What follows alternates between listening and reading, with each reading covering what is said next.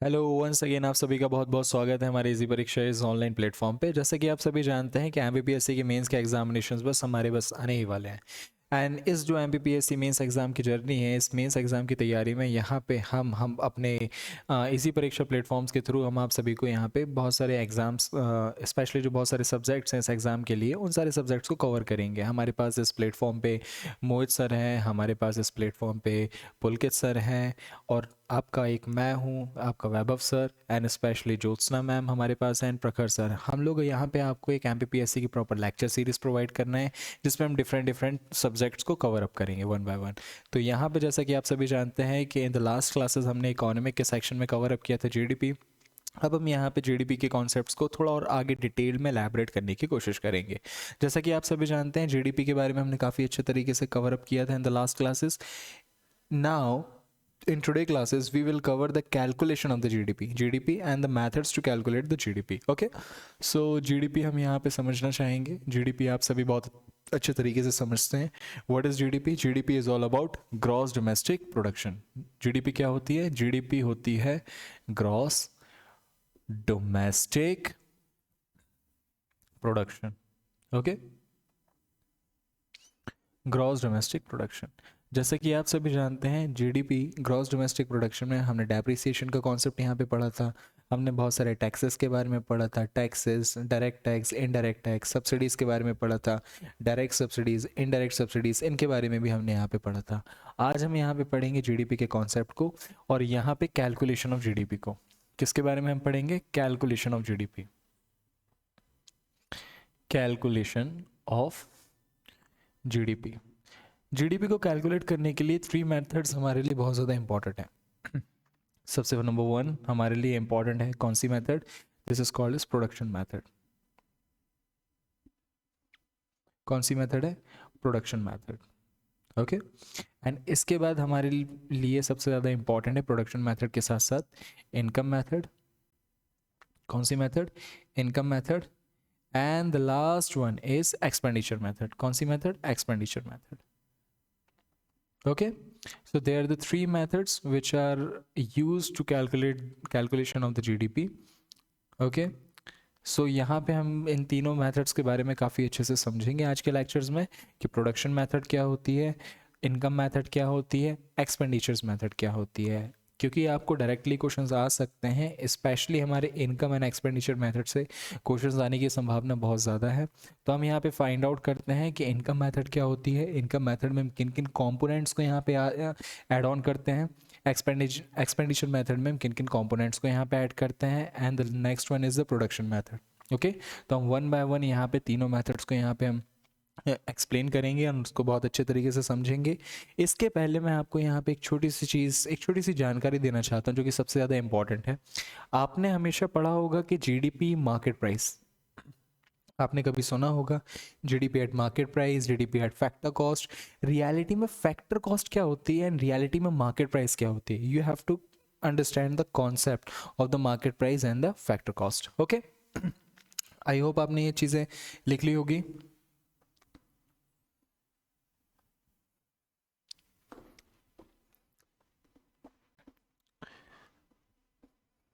Okay, तो सबसे first हम यहाँ पे समझेंगे, एक होती है GDP, GDP at market price. यहाँ पे आपने बहुत अच्छे तरीके से समझा होगा जीडीपी एट मार्केट प्राइस। अब जीडीपी मार्केट प्राइस क्या होता है? एमपी का मतलब क्या होता है? What do you understand by the term MP? ये हमें समझना बहुत ज़्यादा इंपॉर्टेंट है। ओके, क्योंकि जीडीपी तो आपने समझ लिया, हमने इन द लास्ट क्लासेस हमने इसके बारे में डिस्कस किया था, but MP and GDP at FC, इसके बारे में समझना ज़रूरी है। जीडीपी एंड एफसी होता क्या है रियलिटी में? तो जीडीपी एंड एमपी का मतलब होता है जीडीपी एट मार्केट प्राइस। क्या होता है? GDP at market price, GDP at market price. And यहाँ पे जीडीपी एट फैक्टर कॉस्ट का मतलब होता है जीडीपी, एफसी का मतलब होता है GDP at factor cost. Okay, GDP at factor cost, FC का मतलब होता है जीडीपी एट फैक्टर कॉस्ट। अब market price and factor cost का आप लोग क्या समझते हैं? प्लीज़ कमेंट सेक्शन में जाइए, बताइए what are the basic difference between the factor cost and the market price. Okay, please जाके आप कमेंट सेक्शन पे बताइए, हम आपको 1 मिनट का टाइम देते हैं यहाँ पे, ताकि आप लोग अच्छे तरीके से इसको समझें, एंड फिर हम यहाँ पे एक स्टोरी के थ्रू इसको कवर अप करेंगे। ओके, तो जल्दी जल्दी बताइए आप market price and factor cost से क्या समझते हैं।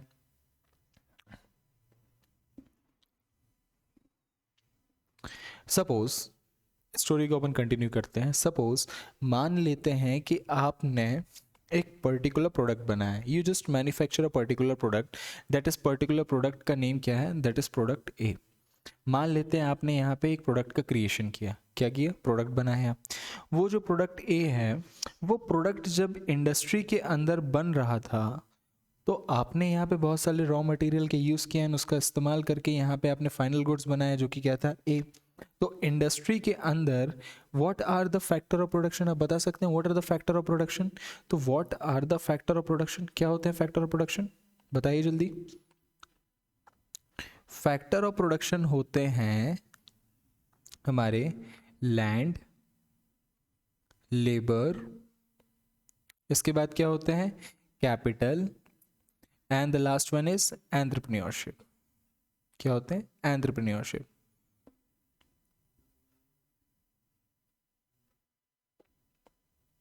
ओके, सो यहाँ पे हमने फाइंड आउट किया what are the factor of production, there are the 4 factor of production, that is land, labour, capital, entrepreneurship. Okay, so land, labour, capital, entrepreneurship हमने यहाँ पे पढ़ा द फैक्टर ऑफ प्रोडक्शन। जब हम इन सारी चीज़ों पे जितने पैसे खर्च करते हैं, मान लेते हैं जस्ट सपोज के सेम प्रोडक्ट अभी इंडस्ट्री के अंदर है, इन सारे दैट इज़ द लैंड, आपने यहाँ पे कैपिटल लगाया, आपने यहाँ पे लेबर का इस्तेमाल किया, और आपने यहाँ पे एंटरप्रेन्योरशिप का इस्तेमाल करके एक प्रोडक्ट बनाया जो था ए। ओके, सपोज जब ये प्रोडक्ट यहाँ से फैक्ट्री से निकलता है तो इसकी एक वैल्यू होती है। ये जो वैल्यू होती है, ये सारे फैक्टर ऑफ प्रोडक्शन को ऐड करके हम बनाते हैं। तो जब हम सारे फैक्टर ऑफ प्रोडक्शन को ऐड करते हैं, तो हम यहाँ पे जो वैल्यू क्रिएट करते हैं, कब, इंडस्ट्री में वो प्रोडक्ट बनने के बाद, उसे बोलते हैं फैक्टर कॉस्ट। क्या बोलते हैं, फैक्टर कॉस्ट, एफसी, उसे हम क्या बोलते हैं, फैक्टर कॉस्ट।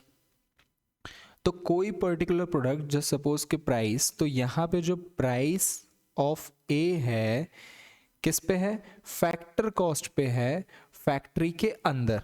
ठीक है, अब यहाँ पे क्या होता था, जब हम GDP at factor cost calculate करते थे, तो ओवरऑल जितना भी हमारे यहाँ पे प्रोडक्शन होता था गुड्स एंड सर्विसेज का, जो कि हमारे यहाँ पे जब हम फिक्स्ड एक्सचेंज रेट सिस्टम के बारे में पढ़ेंगे, और अभी हम आगे पढ़ेंगे फ्लोटिंग एक्सचेंज रेट सिस्टम, तो इसके बारे में और भी ज़्यादा क्लियर हो जाएगा।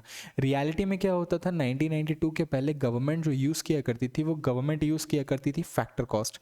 अब फैक्टर कॉस्ट का प्रोडक्शन हमारे यहाँ पे काफ़ी समय बाद भी इस्तेमाल होना था, लेकिन हम आपको एक बहुत अच्छा एग्जाम्पल देते हैं कि आज से 20 साल के पहले अप्रॉक्स, मतलब कहना चाहिए अभी 2015-16 के अप्रॉक्स हमने फाइंड आउट किया है कि मार्केट प्राइस को बहुत ज़्यादा अहमियत देना स्टार्ट किया गया है। इसके पहले जितने भी हम कैलकुलेशंस किया करते थे, फैक्टर कॉस्ट पे किया करते थे। मार्केट प्राइस में हमारे यहाँ पे एक अंडरस्टैंडिंग डेवलप होना स्टार्ट होती है। जो फैक्टर कॉस्ट रहता है, फैक्टर कॉस्ट में हम क्या किया करते थे, हमारे यहाँ की गवर्नमेंट क्या किया करती थी, किसी भी पर्टिकुलर गुड्स एंड सर्विसेज का ओवरऑल हमारे इंडिया में जो प्रोडक्शन हो रहा है फैक्ट्रीज के अंदर, उन सारे प्रोडक्शंस को, उन सारी वैल्यूज़ को, जो गुड्स एंड सर्विसेज की वैल्यूज़ है, उनको जब हम ऐड कर लेते हैं, तो हम कैलकुलेट करते हैं क्या, GDP at factor cost. But reality में वर्ल्ड में जितनी भी बड़ी बड़ी इकोनॉमी हुआ करती थी, जब वो हमारी इकोनॉमी की वैल्यूएशन करती थी, तो वो हमेशा वैल्यूएशन करती थी मार्केट प्राइस पे। तो वो हमेशा बोलती थी, जस्ट सपोज करो रियलिटी में, जस्ट एन एग्जांपल, कि ये प्रोडक्ट बना पैन, ये पैन जब फैक्ट्री के अंदर बना है, ये 5 रुपये 10 रुपये का बना, जस्ट एन एग्जांपल। इसमें हमने रॉ मटेरियल लाया, प्लास्टिक लाया, कैप लेके आई, लीड लेके आई, इंक लेके आई, एंड हमने इसको फाइनली 10 रुपये में इसको क्रिएट किया। जब ये मार्केट में बिकने के लिए जाता है, तो ये 10 रुपये का नहीं बिकता है, रियलिटी में इसमें लगते हैं बहुत सारे टैक्सेस। जब उन टैक्सेस को हम इंक्लूड कर लेते हैं, तो इसकी वैल्यूएशन मार्केट में ये बिकने के लिए जाता है। तो वो जो मार्केट में जब ये पैन पर्टिकुलर बिकने के लिए जाएगा, तो इसकी जो वैल्यू होगी after including all the taxes, वो कहलाती है क्या, मार्केट प्राइस। वो क्या कहलाती है, मार्केट प्राइस। तो यहाँ पे समझ में आया फैक्टर कॉस्ट क्या होती है जब हम इंडस्ट्री के अंदर की बात करते हैं। मार्केट प्राइस क्या होती है जब यही पर्टिकुलर प्रोडक्ट इंक्लूडेड, क्या, included all the taxes, included all the taxes, ठीक है, इंक्लूड ऑल द टैक्सेस, और फिर ये कहाँ पे आता है, मार्केट प्राइस पे आता है, ठीक है, जो कि मार्केट प्राइस क्या होती है, एक मार्केट में जाके ये प्रोडक्ट जब बिकता है आफ्टर टैक्सेस लगने के बाद, वो कहलाती है इसकी, that is MP, this is called a market price. क्या होती है ये होती है मार्केट प्राइस। ओके, ये क्या होती है, मार्केट प्राइस। तो आपको समझ में आया कि एक पर्टिकुलर प्रोडक्ट है, जब वो फैक्ट्री के अंदर जब हम उसकी कॉस्टिंग करते हैं तो डेफिनेटली वो फैक्टर कॉस्ट कहलाता है, जब उस पर टैक्सेस लगा के जब हम उसको मार्केट में बेचने के लिए जाते हैं तो वो क्या कहलाता है, मार्केट प्राइस कहलाता है। नाउ यहाँ पे सबसे बड़ी हमें समझने वाली चीज़ ये है कि GDP at factor cost and GDP at MP reality में हमने यहाँ पे आपको एग्जाम्पल्स के थ्रू समझाया, बट अब हम इसको एक थोड़ा शॉर्ट फॉर्म में लिखेंगे, ठीक है। GDP at factor cost, that is, मैं यहाँ साइड पे लिख देता हूँ, GDP at factor cost plus taxes, जितने भी गवर्नमेंट ने टैक्सेस यहाँ पे लगाए हैं, it's come and calculate what, GDP at market price. GDP and factor cost पे हम जितने भी टैक्सेस लगाएंगे तो जीडीपी एट मार्केट प्राइस आएगा। अगेन अब मैथ्स आप लोग की थोड़ी बहुत स्ट्रांग होगी डेफिनेटली, तो यहाँ पे हम कैलकुलेट करते हैं क्या, जब जीडीपी एमपी में से टैक्सेस माइनस हो जाते हैं तो यहाँ पे क्या आ जाता है, GDP at FC. Okay, again एक में प्लस हो रहा है एक में माइनस हो रहा है, तो आई होप आपको समझ में आया होगा, एमपी एंड एफसी में टैक्सेस की वैल्यू बहुत ज़्यादा है, ठीक है, किसकी वैल्यू बहुत ज़्यादा है, टैक्सेस की वैल्यू बहुत ज़्यादा है। ओके, अब हम यहाँ पे कुछ और ब्रेन बूस्टिंग चीज़ें आपको देंगे तो आप यहाँ पे काफ़ी अच्छे से समझ पाएंगे।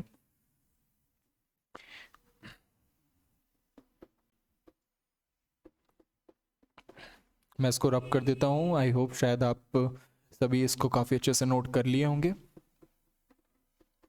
ओके, नाउ यहाँ पे आप थोड़ा समझिएगा, जब हमने आपसे कहा जीडीपी एट एमपी जो होता है, इसमें टैक्सेस को हम माइनस कर देते हैं तो क्या आ जाता है, जीडीपी एट एफसी आ जाता है। Okay, clear. और हमने कहा आपसे कि GDP at FC, this is a factor cost, इसमें जब हम टैक्सेस को इंक्लूड कर लेते हैं तो क्या आ जाता है, जीडीपी एट एमपी आ जाता है, this is called the market place. Okay, market price, sorry. And यहाँ पे एक बात बताइए, यहाँ पे मान लेते हैं जीडीपी एट एमपी चल रहा है, इसमें अगर हम डेप्रिसिएशन माइनस करते हैं, क्या माइनस करेंगे, डेप्रिसिएशन, तो एक बात बताइए, डेप्रिसिएशन माइनस करेंगे तो यहाँ पे क्या आएगा, बताइए।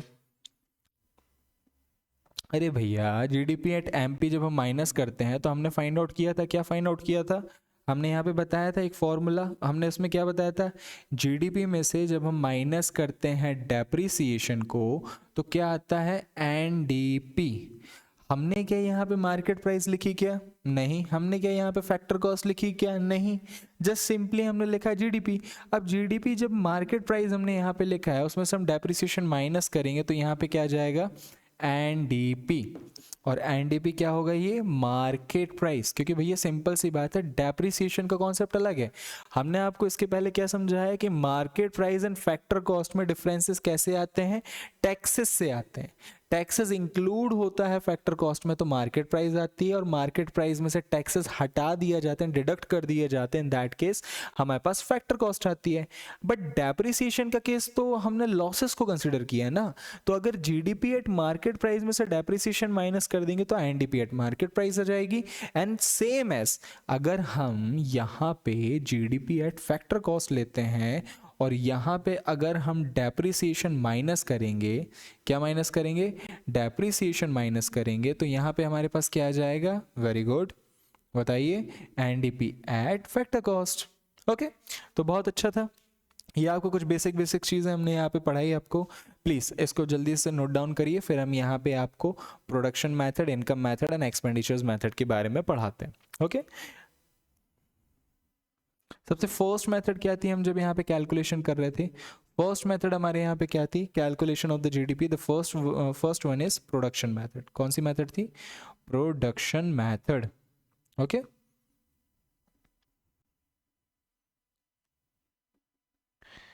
हमने सर्कुलर फ्लो ऑफ इकोनॉमी में आपको एक बहुत छोटा सा कॉन्सेप्ट बताया था, वो हमने कॉन्सेप्ट आपको क्या बताया था, वो कॉन्सेप्ट अभी आपको समझना बहुत ज़्यादा ज़रूरी है, that is all the income is equals to the all the expenditure and all the expenditure is related to the all the production. Okay ये हमने यहाँ पे आपको पढ़ाया था, किस में पढ़ाया था, सर्कुलर फ्लो ऑफ इकोनॉमी में पढ़ाया था, that is income is equals to the expenditure is equals to the production in the case of economy, in the case of economy.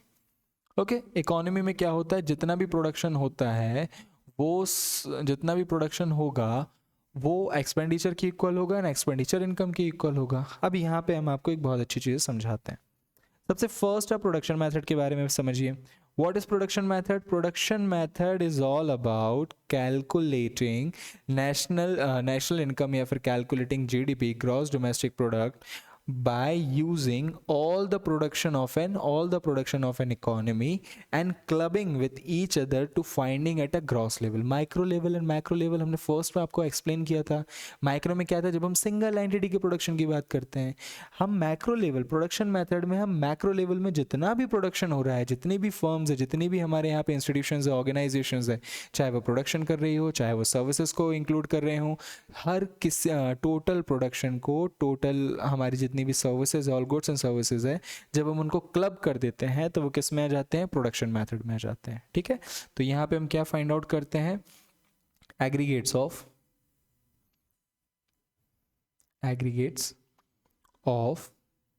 All goods and services. जब इन goods and services को हम club कर देते हैं, कैसे club कर देते हैं, इन सारी चीज़ों का प्रोडक्शन हम यहाँ पे क्लब कर देते हैं. क्या क्लब कर देते हैं, प्रोडक्शन वैल्यू. हम जब इन सब के प्रोडक्शन वैल्यू को क्लब कर देते हैं तो हम यहाँ पे क्या फाइंड आउट करते हैं प्रोडक्शन मेथड में, और जितने भी हमारे गुड्स एंड सर्विसेज हैं इन सब चीज़ों को aggregate level, that is economy level, और इनकी सारी वैल्यूज़ को अगर हम यहाँ पे क्लब कर देते हैं तो हमारे यहाँ पे क्या आ जाता है, प्रोडक्शन मेथड से हम यहाँ पे कैलकुलेट कर लेते हैं जीडीपी. हमने सर्कुलर फ्लो ऑफ इकोनॉमी में आपको पढ़ाया था, हमने क्या बताया था आपको कि जितना भी प्रोडक्शन होता है हमारी इकोनॉमी में, वही प्रोडक्शन तो एक्सपेंडिचर करेंगे. जस्ट सपोज करो if there is a person A, example यहाँ पे आइए आप लोग, मान लेते हैं if there is a production A, वो प्रोडक्शन कर क्या बोलते हैं, there is a person A, अगर उसकी इनकम है, उनकी इनकम है 1 लाख रुपीज़, अगर उनकी इनकम है 1 लाख रुपीज़, तो वो मार्केट में एक्सपेंडिचर वो दो ही तरीके की एक्टिविटीज प्रमोट करेंगे. Either the person A is doing saving और द कंजप्शन. ये क्या करते हैं, या तो करेंगे सेविंग्स या तो करेंगे कंजप्शंस. क्या करेंगे, कंजप्शंस करेंगे. अब एक बात बताइए, जस्ट सपोज करिए कि ये उन्होंने कंजप्शंस किया. अब मान लेते हैं 1 लाख रुपीज़ को अब 2 पार्ट में डिवाइड करिए, दिस इज कॉल्ड 50,000 एंड 50,000. उन्होंने यहाँ पे 50,000 का कंजप्शन किया एंड 50,000 की सेविंग्स की. अब जो उन्होंने सेविंग्स की, as per the RBI rules, bank वही चीज़ों को सेविंग्स की कैटेगरी में मानता है जो पैसे आपने बैंक में डिपॉजिट करके रखे हैं. अदरवाइज आपकी घर की तिजोरी में कितना पैसा रखा है उससे उन्हें कोई फर्क नहीं पड़ता.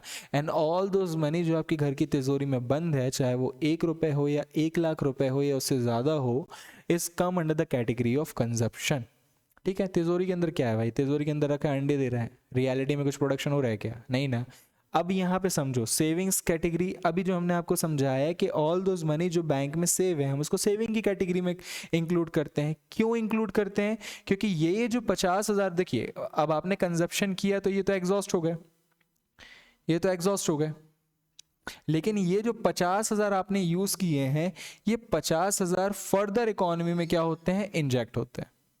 ठीक है, किसके थ्रू होते हैं, वेरियस लोन्स के थ्रू, स्कीम्स के थ्रू. जो हमारे यहाँ पे बैंक्स होते हैं वो क्या करते हैं, इस पर्टिकुलर अमाउंट को दूसरे लोगों को देंगे खर्चे करने के लिए. ओके, तो वो 50,000 रुपए वापस मार्केट में घूमेगा. ओके, अब भैया जितनी यहाँ पे इनकम थी 1 लाख रुपीज, उस पर्सन ने उतने पैसों को डिवाइड किया. अब 50,000 रुपए या तो आप किसी दूसरे के थ्रू आप यहाँ पे एक्सपेंडिचर कर लो, किसी दूसरे को लोन्स प्रोवाइड कर लो, वो क्या बोलते कंजप्शन कर लेंगे उन 50,000 रुपए का, या फिर आप खुद पर्सनली एग्जॉस्ट कर लो उन 50,000 रुपए को. तो रियलिटी में एग्जॉस्ट कितना हो रहा है या फिर कंजप्शन कितना हो रहा है, तो वो 1 लाख रुपीज का ही हो रहा है. तो इनकम इन दैट केस, जितना इनकम है वो एक्सपेंडिचर के क्या है, इक्वल है। कितना है, एक्सपेंडिचर के इक्वल है इन दैट केस। ठीक है। एंड भैया आपने एक्सपेंडिचर किया, जस्ट सपोज करो कि देयर इज अ पर्सन ए, उसकी इनकम थी, उन्होंने ये डिवाइड किया, अब ये जो 50,000 थे ये बी को चले गए, लेकिन रियलिटी में ए ने जो कंजप्शन किया, बी ने जो कंजप्शन किया, मार्केट में उन जिन प्रोडक्ट्स का उन्होंने कंजप्शन किया वो सेम वैल्यू, और सेम वैल्यू और सेम अमाउंट यहाँ पे क्या होते हैं, प्रोडक्शन होते हैं।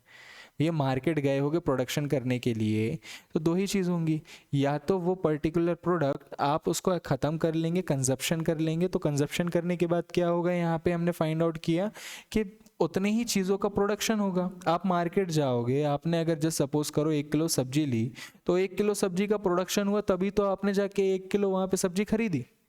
ठीक है, मैं अभी वैल्यू की बात नहीं कर रहा हूँ, मैं भी प्रोडक्ट की बात कर रहा हूँ। तो रियलिटी में प्रोडक्शन जितना होता है आप उतने खर्चे करते हो, एंड आप जितने खर्चे करते हो वो आप अपनी इनकम के हिसाब से करते हो। ओके, समझ में आया। So in that case in the circular flow of economy हमने पढ़ा था income is equals to the expenditure and expenditure is equals to the production. कोई डाउट यहाँ तक, कोई नहीं ना। तो प्रोडक्शन मेथड समझ में आई, इसके बाद हम income and aggregate methods, expenditure methods को और पढ़ेंगे। जल्दी से इसको नोट डाउन करो।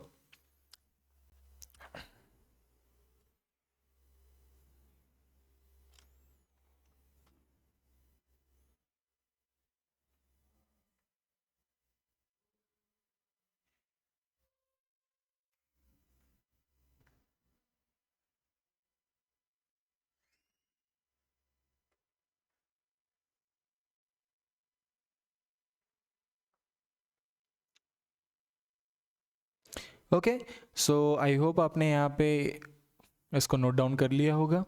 एक्सपेंडिचर्स मेथड में अभी जस्ट हमने आपको बताया, एक्सपेंडिचर्स मेथड में आप रियलिटी में क्या करते हैं, एक्सपेंडिचर्स करते हैं। जितने भी आप एक्सपेंसेस करेंगे या फिर आप कंजप्शन को प्रमोट करेंगे, तो रियलिटी में आप एक एक्टिविटीज़ करके, दैट इज़ कंजप्शन करके, आप दूसरी एक्टिविटीज़ को प्रमोट करते हैं। This is called production. And reality में आपके प्रोडक्शन एंड एक्सपेंडिचर मेथड्स में क्या हो रहे हैं, वैल्यू एडिशंस हो रहे हैं। ओके, क्या हो रहे हैं, वैल्यू एडिशंस हो रहे हैं। तो हमने यहाँ पे फर्स्ट प्रोडक्शन मेथड के बारे में पढ़ा। नेक्स्ट हमारे पास क्या है, एक्सपेंडिचर्स मेथड। क्या है, expenditure methods. Okay, expenditure method, and इसके बाद हमारे पास क्या है, द लास्ट वन इज, देखो प्रोडक्शन मेथड कर लिया, एक्सपेंडिचर मेथड कर लिए, एक और आपके पास कौन सी मेथड है, this is called an income methods. यही तो रिलेशंस हैं। The calculation of GDP is all about कि भैया जितने भी एक्सपेंडिचर्स हो रहे हैं, इन सारे एक्सपेंडिचर्स को ऐड कर दोगे तो भी तो आपके पास उतना ही अमाउंट आएगा जितना आपने प्रोडक्शन में फाइंड आउट किया था, क्योंकि जो प्रोडक्शन मार्केट में हुआ है वही तो यहाँ पे एक्सपेंडिचर होगा। समझ में आ रहा है ना।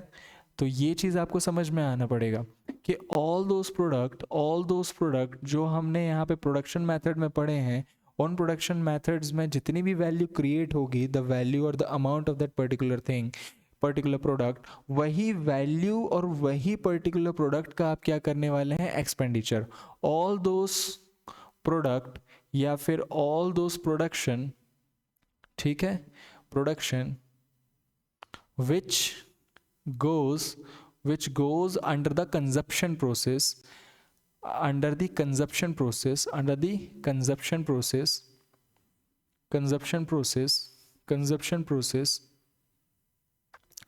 process are come under the category of expenditure. Okay, are come under the category of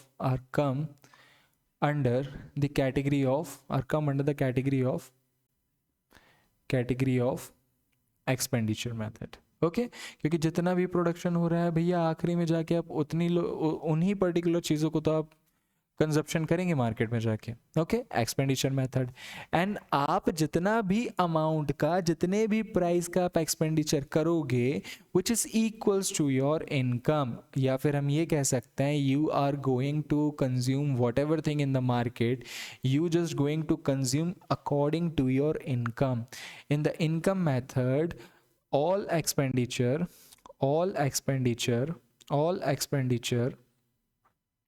which is related with production, क्या है, which is related with production, which is related with which is related with which is related what which is related with production, all expenditure which is related with production, जो कि हमने पढ़ा production method में, which is related with production are equals to the are equal to the value of or to the amount to the value of or to the capacity of or to the capacity of that person, या फिर हम लिख सकते हैं that income of that person to the capacity of income of that person. Okay समझ में आया? क्योंकि यहाँ पे भैया आपसे एग्जाम में ये नहीं पूछा जाएगा कैलकुलेशन द जीडीपी और आपको एक न्यूमेरिकल्स प्रोवाइड कर देंगे और आपसे बोलेंगे कि एक्सपेंडिचर मेथड से कैलकुलेट करो. They just give you a clear cut statement that what is expenditure method or what is expenditure method, how expenditure method is related with your income method, how income method is related with your production method. All these three methods are interlinked with each other. तो आपको ये सारी चीज़ें आपको theories में थोड़ा ज़्यादा focus करना पड़ेगा. न्यूमेरिकल्स एग्जाम में नहीं पूछेंगे कि आपको एक न्यूमेरिकल प्रोवाइड कर देंगे and they just ask you कि प्लीज़ सॉल्व करो, क्योंकि भाई वो आपके यहाँ पे आपको देखो सिविल सर्विसेज एग्जामिनेशंस में हमें यहाँ पे मास्टरी नहीं करनी है. They just give you a generalist approach कि आपको पता होना चाहिए कि एक्सपेंडिचर मेथड होता क्या है. तो हमने फाइंड आउट किया कि expenditure method is all about calculating all the expenditure of the economy. In the income method we just going to calculate about all the income of जितनी भी हमारे यहाँ पे क्या बोलते हैं इंस्टीट्यूशंस हैं, फर्म्स हैं, जो भी पर्सन हमारे यहाँ पे वर्क पर्सनस हैं, वर्किंग लेबर में आते हैं, इन सारी चीज़ों के हम क्या बोलते हैं, उन सारी लोगों की इनकम को अगर हम कैलकुलेट कर देंगे तो जीडीपी हमारी कैलकुलेट हो जाएगी. तो जीडीपी एट हम यहाँ पे फाइंड आउट करते हैं जीडीपी एट इनकम मेथड से, जीडीपी एट एक्सपेंडिचर मेथड से, एंड अर्लियर हमने पढ़ा था जीडीपी एट प्रोडक्शन मेथड से. ओके तो ये चीज़ें आपको यहाँ पे समझ में आई. ओके यहाँ पे आप इसको नोट कीजिए. हम 1 मिनट में अब यहाँ पे डिस्कस करने वाले हैं किन चीज़ों के लिए.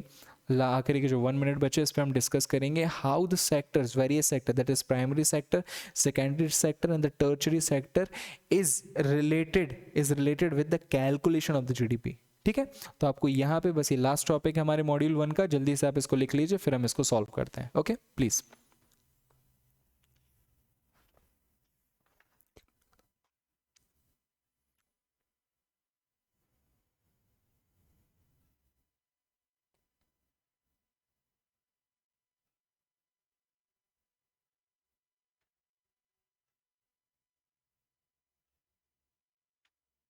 ओके आई होप आपने यहाँ पे लिख लिया होगा.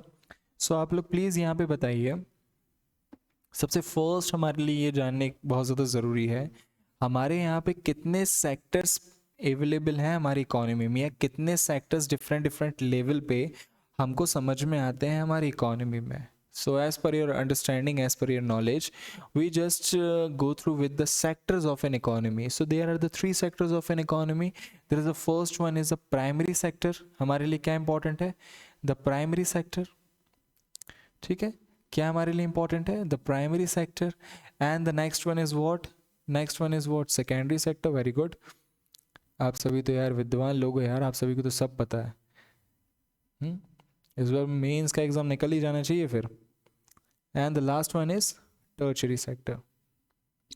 Okay, tertiary sector. So please आप लोग यहाँ पे बताइए कमेंट सेक्शन पे जाके कि primary sector, secondary sector and tertiary sector में डिफरेंसेस क्या होते हैं. You have to understand the basic things and और the basic difference between all the threes. Okay so हमने यहाँ पे पढ़ा प्राइमरी सेक्टर्स क्या होते हैं.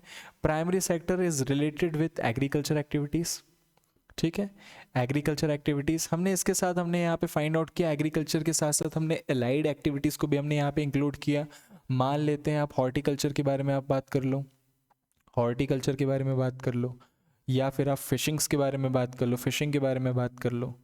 ठीक है, तो ये जो एक्टिविटीज़ होती हैं etcetera are the example of the primary sector. आप एक बात बताइए, सेकेंडरी सेक्टर में कौन कौन सी एक्टिविटीज़ होती है. आप जाते हैं, आप माइनिंग एक्टिविटीज़ करते हैं, माइनिंग एक्टिविटीज़ इसमें इंक्लूडेड होती है. यहाँ पे हम फाइंड आउट करेंगे माइनिंग एक्टिविटीज़ के साथ साथ, जस्ट सपोज करो कि आपके यहाँ पे लोकल इलेक्ट्रिसिटी बोर्ड है। क्या है? इलेक्ट्रिसिटी बोर्ड है। तो हमारे यहाँ पे भैया मध्य प्रदेश इलेक्ट्रिसिटी बोर्ड, तो हमारे यहाँ मध्य प्रदेश इलेक्ट्रिसिटी बोर्ड जो होता है वो भी इस कैटेगरी में आता है। ठीक है, कौन सी कैटेगरी में आता है? सेकेंडरी सेक्टर कैटेगरी में आता है। ये चीज़ें समझ में आ रही है ना? जल्दी जल्दी लिखो इसको। What is primary sector? Primary sector included the agriculture, horticulture, fishing. Secondary sector में क्या क्या चीज़ें आती हैं? Mining and electricity board. जल्दी लिखो इसको। ओके, इसके साथ साथ और यहाँ पे क्या क्या चीज़ें आती हैं? हम यहाँ पढ़ते हैं कि हमने यहाँ पे कंस्ट्रक्शन सेक्टर भी हमने यहाँ पे फोकस किया है। क्या आता है? कंस्ट्रक्शन सेक्टर भी हमारे यहाँ पे आता है, इसका हिस्सा होता है मैन्युफैक्चरिंग सेक्टर का। ठीक है, और यहाँ पे जैसे कि आप सभी जानते हैं manufacturing, all these things are the part of what? Secondary sector. तो टर्शरी सेक्टर होता है, tertiary sector is all related with the services. क्या होता है इसमें इंक्लूडेड? सर्विसेज हमारे लिए इंक्लूडेड होती है। सर्विसेज हमने यहाँ पे फाइंड आउट किया है क्या? Telecommunications. क्या हम फाइंड आउट करते हैं? Tele communications. टेली कम्युनिकेशंस के साथ साथ हमने यहाँ पे क्या फाइंड आउट किया? ब्रॉडकास्टिंग वगैरह। All this come under the category of tertiary sector. यहाँ पे हम प्रोवाइड करते हैं क्या? सॉफ्टवेयर। तो हम यहाँ पे सॉफ्टवेयर इंडस्ट्री की बात करते हैं, जैसे हम बोलते हैं आईटी इंडस्ट्री। क्या बोलते हैं? आईटी इंडस्ट्री की हम बात करते हैं। All this come under the category of tertiary sector, secondary sector, primary sector. अभी जस्ट आपने पढ़ा है the calculation of the GDP on the basis of 3 method, that is production method, income method and expenditure method. अब एक बात बताइए, primary sector में जब आप एग्रीकल्चर एक्टिविटीज़ को प्रमोट करते हैं तो एग्रीकल्चर एक्टिविटीज़ में आप क्या करते हैं? डेफिनेटली प्रोडक्शन करते हैं। तो यहाँ पे किस मेथड का इस्तेमाल होगा? प्रोडक्शन मेथड्स का इस्तेमाल होगा। Okay, so primary sector is related with the production method. यहाँ पे सेकेंडरी सेक्टर में कौन कौन सी मेथड्स यहाँ पे आएगी? तो यहाँ पे आपने फाइंड आउट किया है कि जैसे कि आप सभी जानते हैं कि माइनिंग है, माइनिंग आपका है। माइनिंग एक्टिविटीज़ में हम कौन सी एक्टिविटीज़ यहाँ पे करेंगे? दैट इज प्रोडक्शन मेथड, क्योंकि हमने यहाँ पे फाइंड आउट किया है क्या कि माइनिंग में भी तो आप प्रोडक्शन करते हैं। तो ये एक होता है प्रोडक्शन मेथड। यहाँ पे क्या इंट्रोड्यूस होगा या किस मेथड के थ्रू हम माइनिंग में कैलकुलेशन करेंगे? Production method. अब एक बात बताओ, इलेक्ट्रिसिटी बोर्ड और इलेक्ट्रिसिटी बोर्ड में जो लोग एम्प्लॉय रहते हैं, आप उसको क्या देते हो? आप उसको क्या देते हो? रोजगार देते हो, भत्ता देते हो, क्या देते हो? आप सैलरी देते हो ना। Salary is what? Salary is an income. क्या होती है? इनकम। तो जैसे कि इलेक्ट्रिसिटी बोर्ड है आपका, यहाँ पे जल बोर्ड है कि जल बोर्ड की बात कर लेते हैं, इलेक्ट्रिसिटी बोर्ड की बात कर लेते हैं, जितने भी इस तरीके के बोर्ड्स होते हैं जहाँ पे लोग एम्प्लॉयड होते हैं, इन सारी जगह पे हम किन मेथड्स का इस्तेमाल करते हैं? इनकम मेथड्स का इस्तेमाल करते हैं। किसका इस्तेमाल करते हैं? इनकम मेथड्स का इस्तेमाल करते हैं। नाउ हमारे यहाँ पे जैसे कंस्ट्रक्शन सेक्टर है, कंस्ट्रक्शन सेक्टर में हम किन चीज़ों का इस्तेमाल करते हैं? जब आप थोड़ा दिमाग लगाओ, आप जब यहाँ पे कंस्ट्रक्शन करते हो तो कंस्ट्रक्शन किस तरीके से करते हो? आप सबसे पहले एक पैच ऑफ लैंड लेंगे, उस पैच ऑफ लैंड में बहुत सारा इन्वेस्टमेंट करेंगे, रेत, गिट्टी, सीमेंट, आप यहाँ पे अपनी स्किल्स, हर चीज़ों का क्या कर रहे हैं? आप यहाँ पे एक्सपेंडिचर कर रहे हैं। जब वो चीज़ों को क्रिएट कर लोगे तब जाके उसको बेचोगे, तब आपको प्रॉफिट होगा। तो रियलिटी में कंस्ट्रक्शन सेक्टर में क्या आता है हमारे यहाँ पे? Expenditure method. क्या आता है यहाँ पे? Expenditure method. एंड अगेन हमारे यहाँ पे जैसे मैन्युफैक्चरिंग है, तो मैन्युफैक्चरिंग के लिए हमारे लिए इंपॉर्टेंट क्या होता है? द प्रोडक्शन मेथड, क्योंकि manufacturing is always related with the production. And यहाँ पे हम किस मेथड का इस्तेमाल करेंगे? That is production method. And again come to the tertiary sector. यहाँ पे जितने भी सर्विसेज हैं, मान लो आप किसी को सर्विसेज प्रोवाइड कर रहे हैं, आपको क्या मिल रही है? Salary. Salary is an example of your income. आपको जो टेली कम्युनिकेशंस मिल रही है, टेली कम्युनिकेशंस में आप जस्ट सपोज करो या तो किसी के यहाँ पे आप एम्प्लॉयड रहेंगे या ब्रॉडकास्टिंग वगैरह करेंगे, तो आप यहाँ पे कहीं ना कहीं किसी न किसी बोर्ड में या फिर गवर्नमेंट एजेंसीज में आप काम करेंगे। तो all these three thing, that is services, telecommunication and the last one is an IT, आप कहीं ना कहीं एम्प्लॉयड रहेंगे। और इन तीनों जगहों पे आपको क्या मिलेगी? सैलरी मिलेगी। सो सैलरी मिलने के कारण हम यहाँ पे किस मेथड का इस्तेमाल करेंगे? इनकम मेथड्स का इस्तेमाल करेंगे। Okay, so this all these things are the classification of the methods under the different sector, that is a primary sector, secondary sector, tertiary sectors. Okay, अब इसके बाद quaternary sectors होते हैं, quaternary sectors होते हैं, and all these sectors are not अभी important as much as all these three sectors, क्योंकि उन तीनों sectors में हम इनकम मेथड से कैलकुलेट करते हैं। मैंने आपको यहाँ पे एक एग्जाम्पल के तौर पे बता दिया। ओके, तो इसको जल्दी से जल्दी लिख लीजिए। एंड आई होप आपको ये लेक्चर यहाँ पे हम फिनिश करेंगे। आई होप आपको ये लेक्चर बहुत ज़्यादा समझ में आया होगा एंड आपके जितने भी डाउट्स होंगे वो हम क्लियर कर चुके हैं यहाँ पे। एंड जितने भी आपके डाउट्स और हैं अपकमिंग आप लेक्चर्स में पूछ सकते हैं और कमेंट सेक्शन में जाके आप उसको टाइप कर सकते हैं। हम नेक्स्ट लेक्चर में उन सारे डाउट्स को हम क्लियर करने की पूरी कोशिश करेंगे।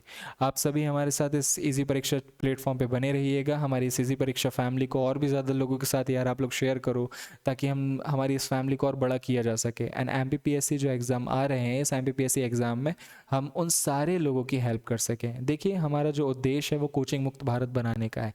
इस कोचिंग मुक्त भारत बनाने की हमारी जो मुहिम है, इसमें आपने देखा होगा कि रियलिटी में जो कोचिंग सेक्टर्स है वो किस लिए वर्क करते हैं, सिर्फ प्रॉफिट मोटिव के लिए काम करते हैं। हमारे यहाँ पे उद्देश्य प्रॉफिट मोटिव नहीं है। हम यहाँ पे वेलफेयर के कुछ प्रोग्राम्स को यहाँ पे इनिशिएट करना स्टार्ट कर रहे हैं। तो हमारे इस ऑनलाइन प्लेटफॉर्म के थ्रू हम आपको यहाँ पे फ्री लेक्चर्स प्रोवाइड करेंगे। आप लोग प्लीज़ इन लेक्चर्स को ज़्यादा से ज़्यादा लोगों के साथ शेयर करें। ये किसी भी कॉस्ट, मतलब ये फ्री ऑफ कॉस्ट प्लेटफॉर्म से यूट्यूब प्लेटफॉर्म्स पे अवेलेबल है। ओके, एंड प्लीज़ लाइक करिएगा, कमेंट करिएगा हमारे इस वीडियो को। एंड कुछ भी डाउट्स होंगे तो आप प्लीज़ कमेंट सेक्शन में जाके हमें इन्फॉर्म करिएगा। नेक्स्ट लेक्चर में हम इन सारी चीज़ों को कवर अप करेंगे। ओके, हमारे साथ प्लीज़ बने रहिएगा इसी परीक्षा चैनल पर। Thank you so much. Thank you once again आप सभी का।